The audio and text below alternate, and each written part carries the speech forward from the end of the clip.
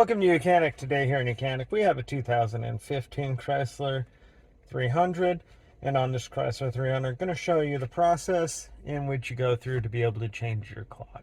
This time clock is a very basic one. It's got the little the dials go around, and all you got to do to change your clock is just hold that button and then it'll start going around fast, and as it rotates around until it gets to the time you want it to be, that is how you would set it. If you need to just adjust it a couple times, just each time you push it, and that's it. But that's your basics of setting your clock on this Chrysler 300 or any Chrysler Dodge product that may have a clock very similar to that. Thanks for watching Mechanic, where you can be the mechanic.